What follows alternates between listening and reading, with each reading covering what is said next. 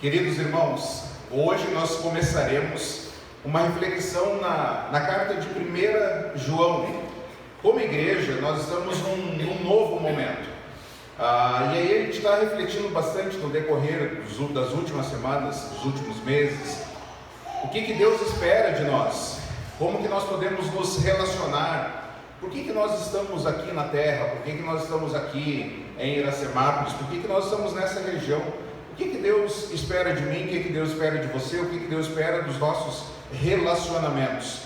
E hoje nós começaremos então essa exposição, trecho a trecho, assunto a assunto, no Evangelho, na carta de 1 João. Essa carta é uma carta pequena, nós vamos entender ela um pouco melhor. E hoje eu gostaria de fazer algo que talvez eu só fiz uma vez na minha vida. Foi quando eu preguei no livro de Abacuque, que eu preguei o livro inteiro numa única mensagem. Como essa é a primeira mensagem do Evangelho na carta de João, eu gostaria de fazer um panorama sobre essa carta, para que nas próximas vezes, nas próximas mensagens, nós possamos entender melhor as circunstâncias, o que estava em mente do autor ao escrever essa carta, quais são as ênfases que ele ministrou, o que ele esperava que a igreja respondesse, ou as igrejas. Então, nós queremos refletir sobre uma comunidade cristocêntrica, uma comunidade que se relaciona com Deus, uma comunidade que é santa, que luta contra o pecado, uma comunidade que é convicta da certeza de salvação. Ela sabe que ela teve os seus pecados perdoados em Cristo, uma comunidade que vive em comunhão com os irmãos, em relacionamento, em intimidade, e uma comunidade alegre. A alegria, ela é resultado da vida cristã. Quando nós conhecemos a Cristo, nós somos um povo alegre, não um povo amargurado. E por vezes nós vivemos e nós nos relacionamos de forma muito carrancuda, né? Muito fechada, assustadora, né? Parece um pitbull quando alguém chega e... né? O que está fazendo aí? A gente já quer dar umas mordidas já para intimidar, né? Será que é isso que Deus espera de nós? Então, na carta de João, nós vamos fazer esse panorama aqui sobre essa carta. Então vai ser a segunda vez que eu vou fazer isso. Fiz uma vez em Abacuque, agora numa carta um pouco maior, né? Eu espero que seja algo muito proveitoso para você também, e nas próximas mensagens que nós veremos. Começaremos vendo sobre a autoria, quem escreveu essa carta. Nós falamos carta de 1 João, mas se você ler os primeiros versículos aí, o autor não se apresenta, ele não fala quem ele é uma carta anônima. E por que nós nos referimos então a João? Por que nós falamos que foi João que escreveu? Por causa de algumas evidências. As primeiras evidências que a gente pode mencionar são evidências externas, ou seja, evidências que estão fora da carta. E aí você tem no decorrer da história pessoas que viveram muito próximo da época em que essa carta foi escrita, apontando para João. Policarpo, que foi aceito como discípulo de João, ele falou que João foi o autor. Então nós temos uma evidência extra-bíblica, que não está aqui na Bíblia, está na história, onde Policarpo, que foi discípulo de João, falou: foi João que escreveu essa carta.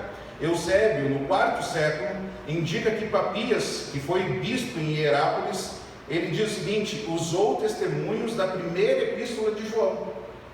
Então Papias, citando, falando assim, foi João que escreveu a primeira epístola. Irineu cita 1 João capítulo 2, versículo 18 e 19, e ele diz: essa carta é uma carta de João. Então nós temos algumas evidências externas. Quando nós olhamos para a carta, nós temos algumas evidências internas, que estão na carta, na epístola. Nós temos aqui no versículo 1 até o versículo, nos primeiros versículos, depois no capítulo 4 também, alguém falando que foi testemunha de Cristo. Então nós temos alguém que foi contemporâneo de Cristo, viveu com Cristo, viu a Cristo, ouviu a Cristo, tocou em Cristo, estava perto. É uma escrita carinhosa, alguém já idoso, alguém respeitado, alguém com autoridade na igreja. São outras evidências que nós encontramos aqui. Nós temos uma íntima conexão temática, que vários temas que são apresentados nessa carta, vários temas que estão relacionados com o quarto evangelho. Que temas são esses? Nós temos algumas palavras importantes em ambas as obras. Nós temos, por exemplo, a palavra princípio. Ela aparece aqui, aparece no Evangelho de João.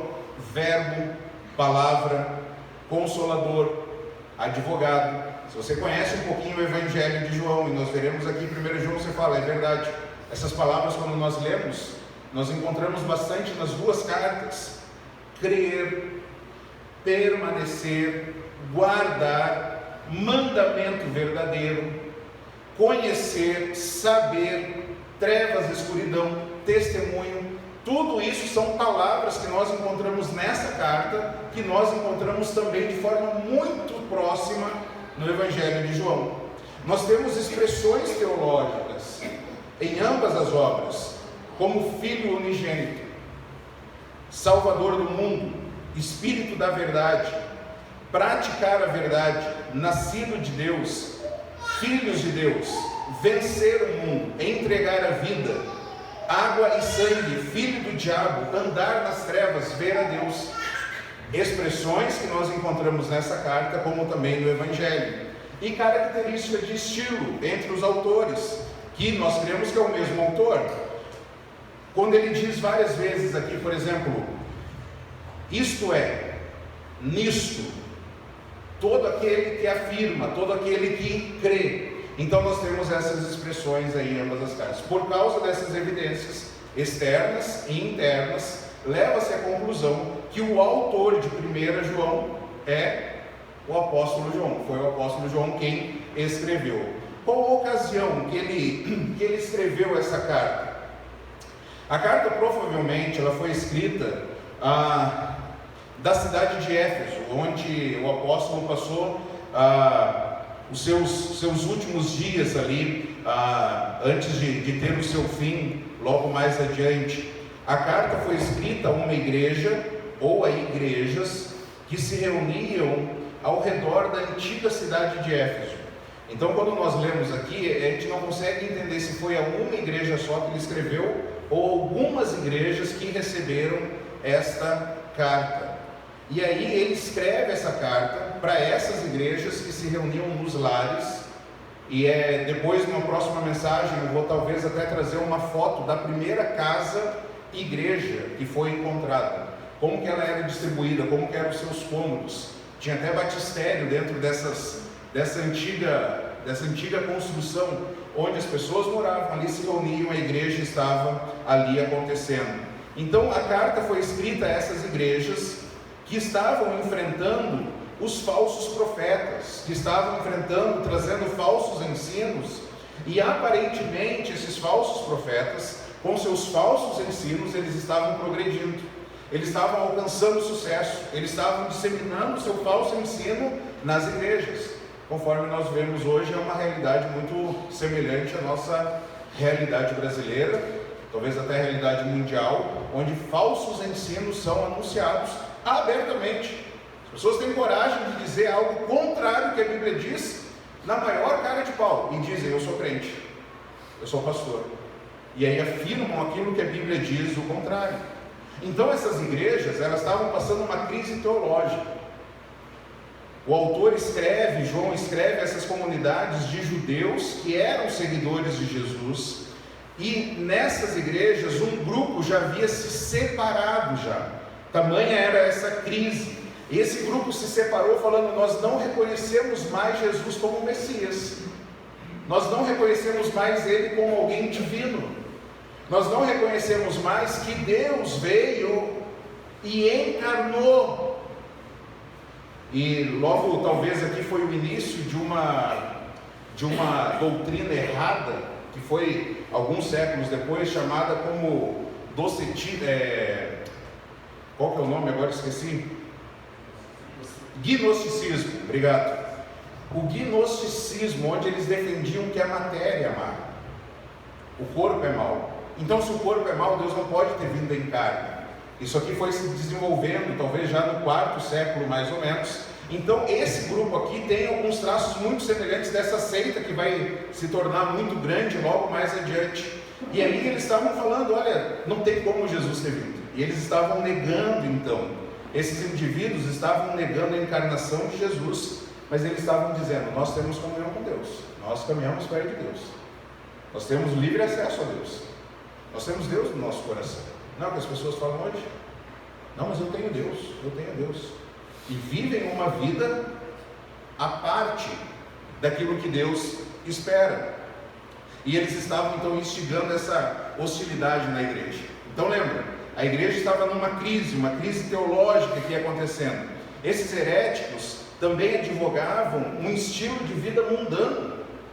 Porque se a carne amar, eu posso fazer o que eu quero, Deus não está preocupado. O que é bom, o que é importante é o espírito. Eu tenho que cuidar do espírito, mas da carne eu posso viver com os prazeres da carne tranquilamente. Aí nós temos, logo no início da carta de João, você tem lá no capítulo 2, não amem o mundo, porque essas pessoas estavam ensinando isso. Não, você pode transar antes do casamento, não tem problema. Você pode beber até cair, não tem problema. Você pode usar entorpecente que você quiser, não tem problema. Você pode usar a substância que você quiser, não tem problema, porque na verdade a carne é má. E você pode seguir os impulsos do seu coração, porque essa carne é podre, vai voltar, vai apodrecer, vai acabar. Cuida do seu espírito, cuida do seu espírito. Então eles estavam negando que seus atos afastavam da comunhão com Deus. Eles falavam, pode fazer isso, pode ter uma vida imoral, pode ter uma vida no pecado, que não vai afetar o seu relacionamento com Deus, porque na verdade o que importa é o seu coração, é o seu relacionamento com Deus, é isso que importa. A característica final da heresia desse grupo é uma atitude de superioridade. Então o que acabou acontecendo? Eles se achavam pessoas superiores, que tinham essa comunhão com Deus mais elevado, mais profundo, e aí eles desprezavam os demais irmãos que não haviam sido iniciados nessa comunhão esotérica, nessa comunhão herética. Como resultado desse ensino falso, os leitores, meus irmãos, estavam numa condição espiritual sofrível. Estavam amando o mundo, estavam fazendo aquilo que o mundo prega, aquilo que o mundo anuncia, aquilo que o mundo quer. Eles estavam vivendo uma falta de amor, aqueles irmãos estavam parando de se amar. E hoje é muito algo que acontece nos nossos dias também. As pessoas, ao invés de servir as pessoas, elas usam as pessoas para aquilo que elas desejam. Acabou o amor, a perda da certeza de salvação. Então, irmãos, essas igrejas aqui estavam num período muito difícil, tanto em termos teológicos como em termos comportamentais. E aí, se você depois passar um pouquinho mais à frente, na segunda carta de João, na segunda epístola de João, aquela segunda carta foi um aviso para uma igreja específica, não mais geral agora. A segunda carta de João foi só para uma igreja, e aí ele escreve para essa igreja, para esse lar específico, falando assim, ó, esses enganadores, essas pessoas vão vir até vocês, eles vão procurar ajuda. Não recebam essas pessoas, não apoiem essas pessoas que estão negando a Cristo. Depois, quando a gente estiver estudando mais à frente, a gente vai falar bem especificamente que tem um grupo nos nossos dias que negam exatamente o que o apóstolo João está falando. E aí ele diz, não recebam essas pessoas em casa. E coincidentemente essa semana alguém bateu. Podemos falar com você? Pode. Eu no portão. Temos uma mensagem para ti. Vocês são quem eu estou pensando que vocês são? Somos. Não tenho interesse em falar com vocês. Não, mas... Não. E se insistissem mais um pouco, ouviriam que estavam sendo servos de Satanás, anunciando uma mensagem contrária a de Jesus. Todas as casas que vocês baterem nessa rua, levando esse ensino falso acerca de Cristo, Deus vai cobrar o sangue das suas mãos, porque vocês estão anunciando de forma errada. Se você ler 2 João, o apóstolo João fala, não recebam essas pessoas em casa, não é para conversar com essas pessoas, porque tem falsos ensinos. E aí a carta de 3 João foi escrita a um membro. Olha que interessante, 1 João, uma carta geral para a igreja, 2 João, uma igreja específica, e 3 João, a um membro dessas igrejas, que ele deveria colher os missionários, porque havia um líder daquela igreja chamado Diótrefes, que estava rejeitando as pessoas que se associavam a João. Então as pessoas que acreditavam no que João estava falando, no que João estava ensinando, esse líder da igreja falava: a gente não pode mais receber e apoiar essas pessoas. E João então escreve a esse membro e orienta que ele deveria sim receber os missionários legítimos que estão anunciando um Jesus verdadeiro, um Jesus que reina, um Jesus que é Deus, um Jesus que encarnou, que veio viver nesse mundo, no meio do seu lugar, e Jesus sendo Deus e homem, morreu na cruz para que os nossos pecados fossem perdoados. Essas pessoas deveriam ser acolhidas. Então, em 1 João, foi uma resposta a tudo isso. Todo esse contexto. Isso aqui, a carta de 1 João, foi uma carta de controle de danos. A situação estava muito complicada. E ele escreveu, então, aquelas pessoas que creem em Jesus, que Deus estava com eles. Irmãos, seguir a Jesus, por muitas vezes nós ficamos sozinhos na jornada. Até as pessoas que nós amamos nos abandonam. E uma vez eu ouvi de um pastor lá no Rio Grande do Sul: quando nós estamos com Deus, e se mesmo assim nós estivermos sozinhos, sem ninguém ao nosso lado, mesmo assim nós somos maioria, porque nós estamos com Deus. Nós precisamos entender isso, que tem momentos que as pessoas não vão entender o seu desejo de agradar a Deus e seguir a Deus. Você vai ser zombado, ridicularizado, perseguido, maltratado, abandonado, excluído, mas você precisa ter convicção de quem é Jesus e do que Deus espera de você. João quer relembrar e convencer esses fiéis a permanecerem naquele que é o verdadeiro. Não abandonem a Cristo, não importa o que aconteça, não importa se os outros são maioria. Permaneça com Jesus, não abandone a Jesus. Então, para a gente entender um pouquinho melhor, qual que é o propósito do autor? Você consegue ler aí? Está muito pequeno? Precisa de... dá para ler? Quem conseguir ler, qual que é os propósitos aí do autor? Leia junto comigo. Promover a genuína comunhão cristã baseada no conhecimento correto de Deus. Hoje eu conversava com alguém que tem alguns pensamentos, a pessoa se diz pastor, e tem alguns pensamentos mas muito distante daquilo que nós chamamos ortodoxia, as doutrinas centrais, os fundamentos da fé cristã. E aí quando é questionado, quando é perguntado: não fiz isso, eu não falei isso. Não, mas está aqui. Não, mas eu não falei isso. Então fica sempre nesse joguinho, né? Não, mas essa pessoa tem trazido contribuições para a igreja. Eu não sei se está trazendo contribuições para a igreja. Pode ser que seja trazendo contribuições para uma ideologia política, mas para a igreja do Senhor Jesus, não sei se está trazendo contribuição. E com pessoas assim, não dá para nós termos o quê? Comunhão, porque os ideais são diferentes. O livro de Amós, capítulo 3, versículo 3, quando Deus fala com Israel, Deus fala assim: andarão dois juntos se não estiverem de acordo? Tem como dois andarem juntos se eles não estiverem de acordo?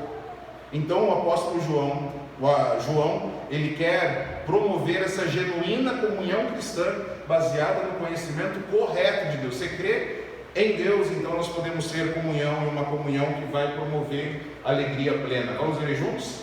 Promover alegria plena. Terceiro, vamos lá? Impedir que os crentes continuem pecando.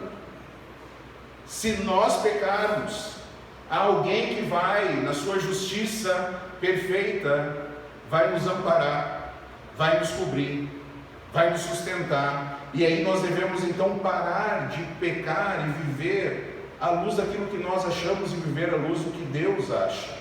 E aí lá no final do livro ele diz que ele escreve para, vamos ler juntos? Oferecer certeza de salvação. Então esse é o contexto aí que João está escrevendo a essas igrejas. Já deu para ter uma noção grande aí, né? Vamos ver como que ele faz isso durante o livro. Como que ele faz isso no decorrer do livro. No capítulo 1, versículo de 1 a 4, ele faz uma introdução. Leia junto comigo aí. 1 João capítulo 1, versículo 1 ao 4. Proclamamos a vocês. Ele, de novo, ele não se apresenta, é uma carta anônima, ele já vai direto ao ponto, né? Proclamamos a vocês aquele que existia desde o princípio, aquele que ouvimos, e vimos com os nossos próprios olhos, e tocamos com as nossas próprias mãos. Ele está falando, Jesus é real, ele vai deixar claro que é Jesus. Ele é a palavra da vida, aquele que é a vida que nos foi revelado, e nós o vimos. Agora testemunhamos e lhes proclamamos que Ele é a vida eterna. Ele estava com o Pai e nos foi revelado. Anunciamos-lhes aquilo que nós mesmos vimos e ouvimos, para que tenham comunhão conosco.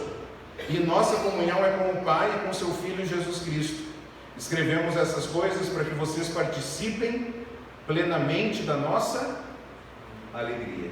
Então o que o autor está dizendo? Ele está falando, nós temos uma mensagem para vocês, a próxima geração. Nós, os apóstolos, nós convivemos com quem? Com Jesus. Nós ouvimos, nós tocamos, nós nos relacionamos, e nós queremos que vocês tenham comunhão conosco. Nós queremos que vocês se relacionem conosco, porque nós temos comunhão com esse Deus verdadeiro. E se vocês tiverem comunhão conosco, a alegria vai ser plena, vai ser verdadeira. Vocês foram trazidos à comunhão com Deus e conosco por causa da pregação. A pregação fez com que nós tivéssemos então comunhão. E aí, ele faz essa introdução, passando essa mensagem para a próxima geração. E aí nós temos uma sentença, duas sentenças aqui, ou uma sentença em dois momentos, muito interessante. Veja o versículo 5. Essa é a mensagem que ouvimos dele e que agora lhes transmitimos. Deus é luz e nele não há escuridão alguma. E aí, se você for mais à frente, no capítulo 3, no versículo 11, essa é a mensagem que vocês ouviram desde o princípio, que amemos uns aos outros. Então nós podemos entender aqui que a carta de 1 João, ela pode ser dividida em dois blocos maiores aqui dentro. Ela tem uma primeira parte onde aparece essa sentença, essa é a mensagem que nós ouvimos, essa é a mensagem que vocês ouviram, essa é a mensagem que nós então transmitimos. E aí o que o apóstolo quer transmitir? Critérios para a comunhão com Deus, que é luz. Ele vai falar, Deus é luz, Deus não tem trevas nenhuma. E vocês, lembra que ele falou? Para que vocês tenham comunhão conosco, nós tenhamos comunhão com o Pai, nós temos comunhão com o Pai. E quais são os critérios então para você se relacionar com Deus, que é luz?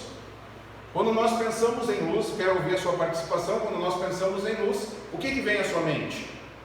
Pensa em luz, pensa em um sinônimo. O que vem à sua mente? Oi? Bem. Algo bem, o que mais? Entendimento, o que mais? Clareza. Através da luz eu consigo ver, eu consigo conhecer, eu consigo viver, eu consigo ter conhecimento.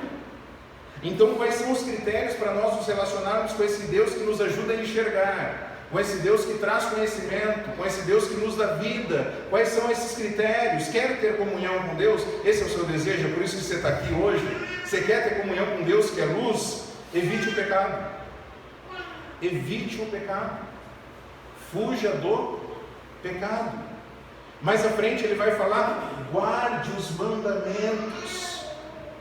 Quando falhar, quando você não conseguir cumprir os mandamentos de Deus, a morte expiatória de Jesus vai cobrir os seus pecados. Porque quem de nós aqui é perfeito? Nenhum de nós. Nós somos o quê? Pecadores. O que um pecador faz de melhor? Peca. Então o que eu vou esperar dos pecadores? Pecado, porque nós somos pecadores, nós falhamos, nós erramos o alvo de Deus para nós. E quando isso acontecer e nós nos sentimos, eu sou um fracasso, eu sou um erro, eu tropecei de novo, eu errei de novo, existe alguém que não errou, existe alguém que não é fracasso, existe um que é vitorioso, e esse é Jesus. E nós olhamos para quem? Para Jesus. Então se nós acertamos, nós vamos olhar para Jesus, e se nós erramos, nós vamos olhar para quem? Para Jesus. evitar o erro dos falsos mestres. Quer andar na luz? Fuja desses erros. Os filhos de Deus venceram o pecado, venceram o mal que reina aqui nesse mundo. Por isso, não ame o mundo. Não ame o mundo, porque o mundo está morrendo. Não ame o mundo. Irmãos, e como nós queremos amar o mundo, né? Quando nós somos mais velhos, talvez a gente ame o mundo não tanto a prazeres, talvez imorais. Talvez vai ficando mais velho, o desejo ele muda. Aí desejo de respeito, desejo de poder, desejo de reconhecimento. Talvez na juventude são aqueles desejos já carnais, o negócio está pegando fogo, né? O negócio está quente já, né? Não pode ver alguém que já está lá aquele negócio todo. E o apóstolo João está falando, não amem o mundo, resista a esses desejos, resista. Guarde-se fiel à verdade, guarde-se fiel. Ele vai falar, alguns já estão negando, não seja você um deles. Alguns estão abandonando, irmãos. Na sua jornada cristã, quantos já abandonaram o caminho? Quantos já pularam fora do barco? Por que nós estamos aqui? Nós somos mais tolos que eles, será? Será que eles têm um conhecimento diferente do nosso, que nós não temos ainda? O apóstolo João fala, não. Eles estão no ensino errado. Permaneça naquilo que você aprendeu. Permaneça em Cristo. Guarde-se a verdade, guarde-se fiel à verdade. E aí ele vai falar acerca da distinção daqueles que são filhos de Deus e daqueles que são filhos de Satanás. Nos nossos dias, se a gente pegar e apontar para alguém, aquele lá é o filho de Satanás, o que vai acontecer com esse mensageiro? O que vai acontecer com ele? Vai morrer, vai ter um funeral, não é verdade? E o apóstolo vai falar, não, existe uma clareza, é muito claro, quem é filho de Deus e quem é filho de Satanás. Os filhos de Deus são amados pelo Pai, são da família, quando praticam a justiça e quando amam os irmãos. E aí então lá no capítulo 3, aparece de novo a mensagem, essa mensagem que vocês ouviram. Qual a mensagem que eles ouviram? Que Deus é amor. Aí ele está mudando agora. Então ele falou, Deus é luz. Você quer se relacionar com Deus que é luz? Faça isso. Deus é o quê? Amor. Deus tolera tudo, porque ele é amor. Deus pode tudo. Deus ama, né? Então Deus pode fazer tudo. Né? Nós podemos fazer tudo. E aí o apóstolo vai falar os critérios então para essa comunhão com Deus que é amor. O que nós vamos fazer? Nós vamos amar fraternalmente, amar os nossos irmãos. É fácil amar as pessoas? É mais fácil amar as coisas, é mais fácil amar os bichos, não é verdade? Bicho parece que não trai, né? Bicho o cachorro é leal, cachorro é leal, não é verdade? Gato não, gato, eu não gosto de gato, né? Gato não é leal. Um dia a gente foi visitar um irmão da igreja que tem gato, e aí antes de ir, um dia antes eu falei, uma vez eu falei que não gostava de gato, e eu sei que tem gato, e agora, hein?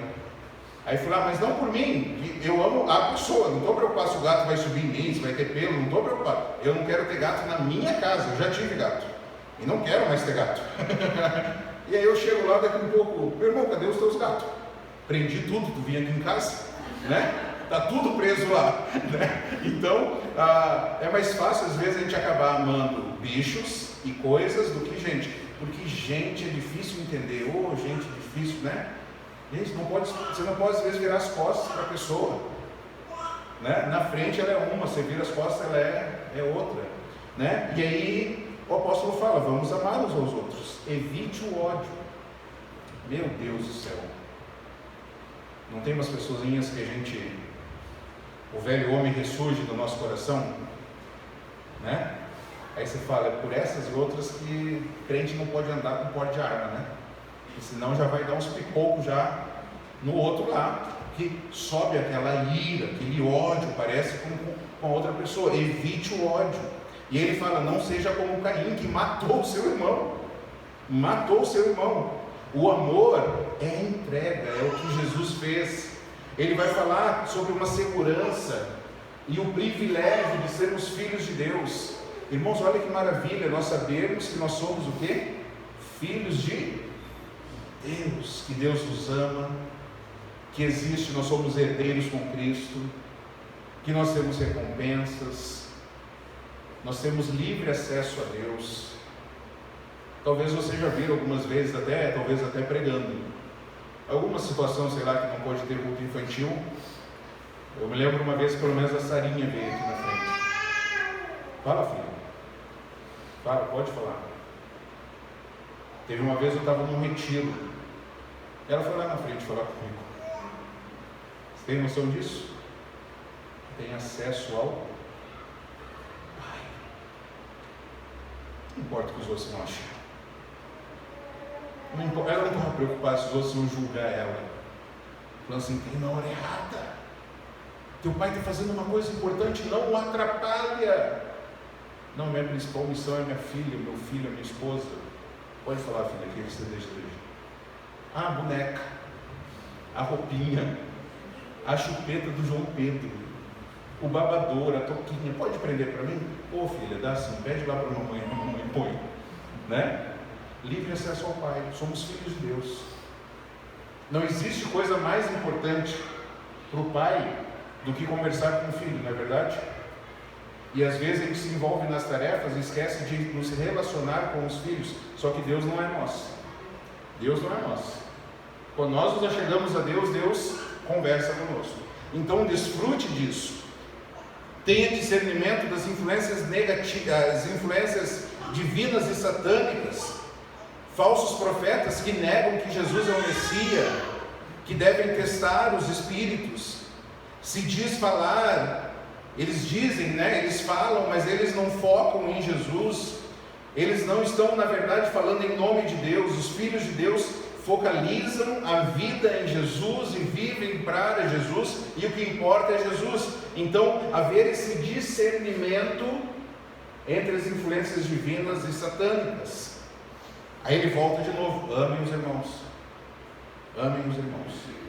Teve uma vez, há muitos anos atrás, eu falei assim, pregar é um ato de constante repetição. Porque domingo após domingo, a mensagem é, ame a Deus, ame as pessoas, por meio de Jesus. Já reparou isso? Domingo após domingo, os temas mudam, mas o assunto principal é, ame a Deus, ame as pessoas, por meio de Jesus. E aí ele fala então mais uma vez sobre ter uma segurança por crer correto. Quando você conhece a palavra, você crê correto, você tem segurança. Eu lembro uma vez quando eu tive trombose, e aí a orientação era, você já está indo para a UTI, teu caso é grave. Fiz o discurso final para minha esposa, e estava lá um rapazinho lá da igreja do meu lado naquele momento. Falei, irmão, estou indo para a UTI, hein, cara? Tu sabe que eu posso morrer, né?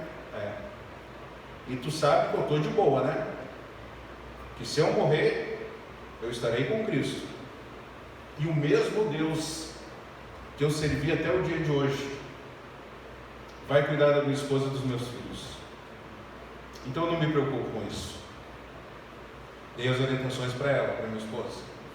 Eu falei, mas se fosse você, cara, no meu lugar? Eu não sei. O cara na igreja. Segurança, irmãos. Segurança. Um dia eu fui intervir uma briga na rua. O cara virou para mim, vou dar um tiro na tua cara.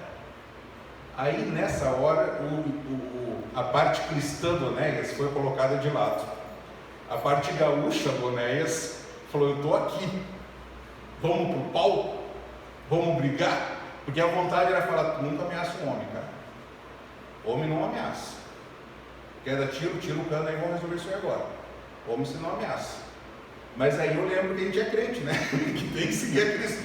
Volta a desgraça, morre velho homem, né? Vai morrer, não passo atrás. Deixa quem vê achar que é covarde, quer que for, deixa pra lá, deixa. Resolveu, parou de bater lá na mulher, tá tranquilo? Então beleza, tá resolvido aí. Daqui um pouco já chegou a viatura, já foi lá. E estamos aqui para resolver o que tiver que resolver. Mas nessa hora, irmão, pode dar tiro, cara. Isso aí, quem tem certeza de salvação não teme não teme isso.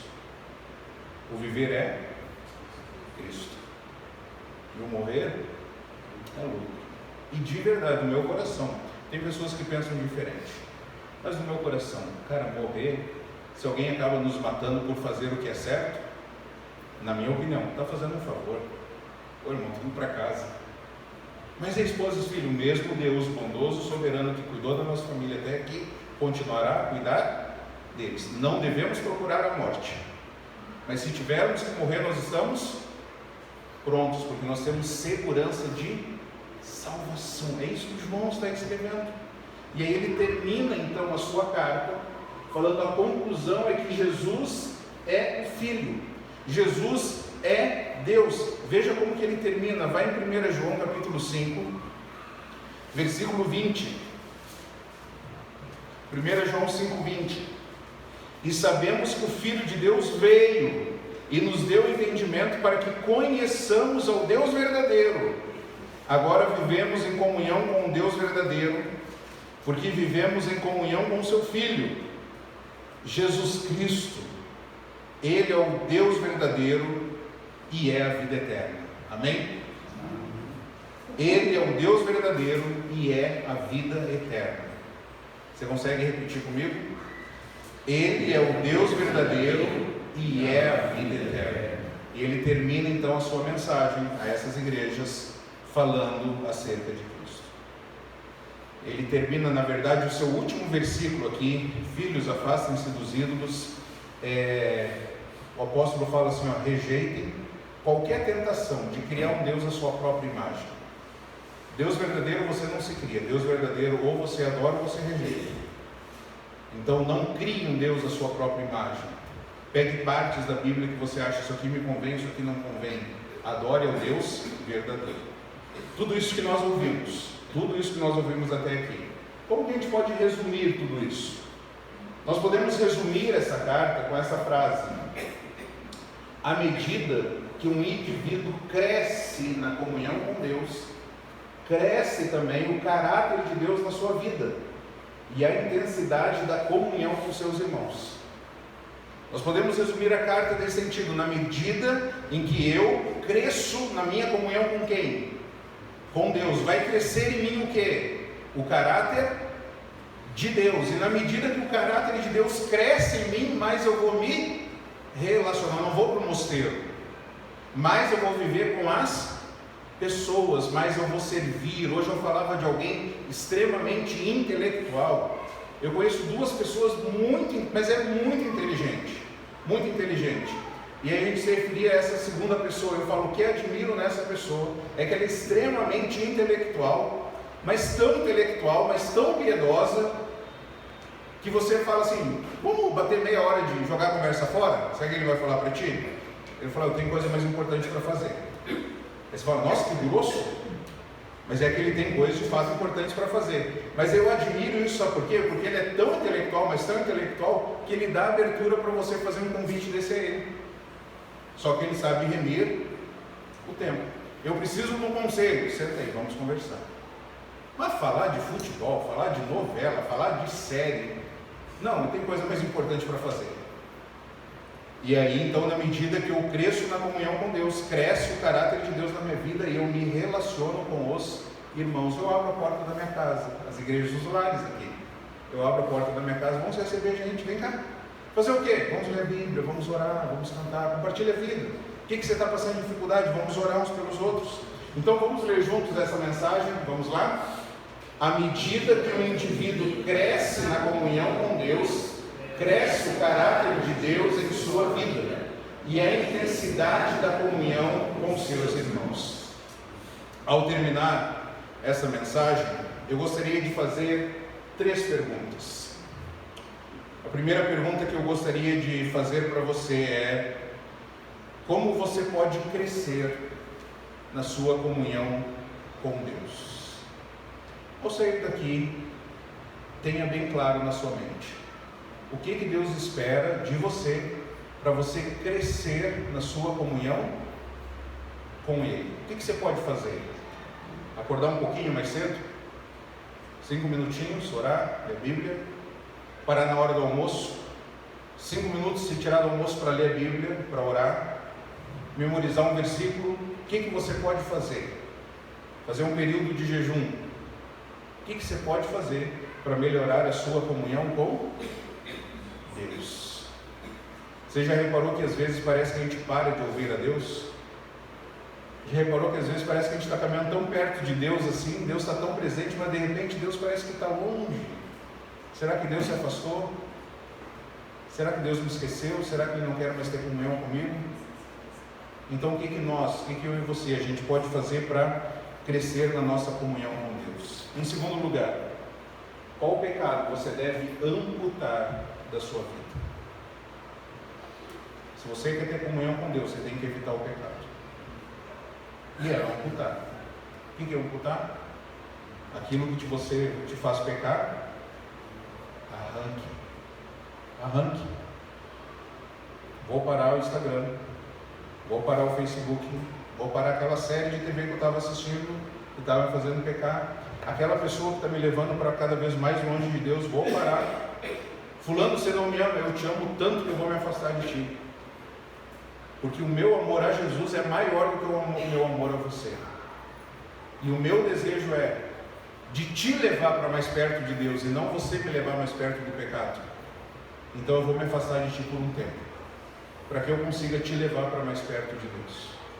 Qual o pecado que você precisa amputar da sua vida? E por fim, você tem convicção que és filho de Deus? Por quê? Por quê? O Evangelho, o apóstolo João, ele responde isso para a gente. E ele escreve para te dar essa convicção, se você é filho de Deus ou não. Se você não é filho de Deus, você precisa reconhecer os seus pecados, crer em Jesus e crer que Ele morreu na cruz no seu lugar, para que os seus pecados fossem perdoados. E através de uma oração, através de uma entrega, falar: Jesus, a partir de hoje, eu quero que o Senhor seja o chefe da minha vida.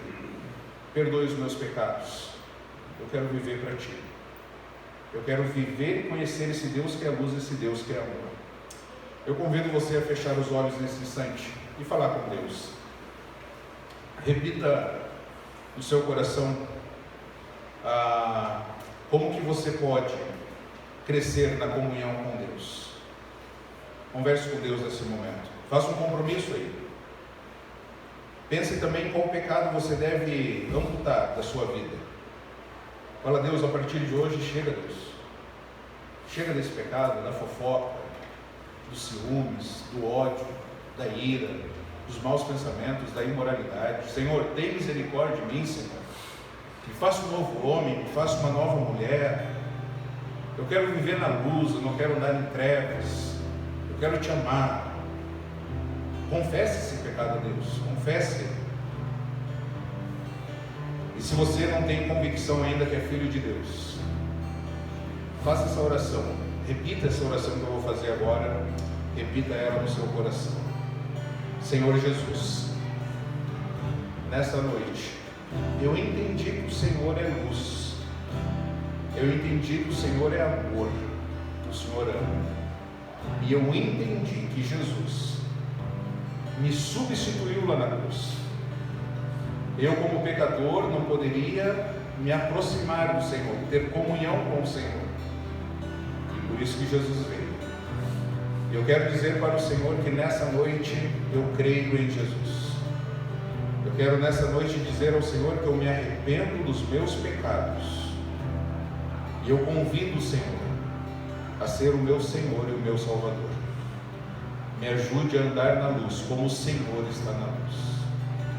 Escreva o meu nome no seu livro, no livro da vida, e me faça um filho de Deus, um filho do Senhor para a sua glória. Ainda de olhos fechados, se você fez essa oração, creu de verdade, isso que nós oramos, eu gostaria que você levantasse uma de suas mãos. Alguém que orou, entregando a sua vida a Jesus, falando: Jesus, eu quero que o Senhor reine. Alguém? Amém. Deus abençoe. Amém. Deus te abençoe. Ó Pai, muito obrigado, Senhor, por esse tempo aqui onde nós podemos refletir na Sua palavra. Obrigado porque nós estamos aqui e ao ver os critérios do Senhor para nos relacionar com o Senhor, a gente vê o quanto o Senhor é um Deus santo, um Deus elevado, um Deus que está acima, mas ao mesmo tempo o quanto o Senhor ama e o Senhor, Jesus encarnou, o Senhor veio viver aqui nesse mundo, homens puderam se relacionar diretamente com o Senhor, ver o Senhor, ouvir o Senhor, tocar no Senhor, e trouxeram essa mensagem que o Senhor é luz, que o Senhor realizou um sacrifício perfeito, e que o Senhor nos convida então, o Senhor nos ordena na verdade a não amar mais esse mundo aqui. Então ajuda-nos a resistir às tentações, ajuda-nos, Senhor, a amputar o pecado, se aquilo que está nos atrapalhando da comunhão com o Senhor, que nós tenhamos coragem para jogar fora, jogar no lixo, e não voltar mais a praticar isso, em nome de Jesus. Só o Senhor agindo em nós vamos conseguir, ó Pai, viver para a sua glória, porque nós somos falhos, nós somos pecadores, mas obrigado porque quando nós falhamos, nós podemos lembrar daquele que não falha, daquele que é perfeito, daquele que vive, daquele que é o verdadeiro, e daquele que voltará para nos buscar um dia. Que o Senhor nos abençoe, e nós te louvamos. Terminamos essa mensagem louvando ao Senhor, engrandecendo ao Senhor por tudo que o Senhor fez em nossa vida, que tudo o Senhor fez por nós, e que tudo que o Senhor fará ainda para a glória e louvor do Senhor. É no nome de Jesus que nós oramos. Amém. Amém. Que Deus nos abençoe. Vamos louvar ao Senhor com mais uma canção.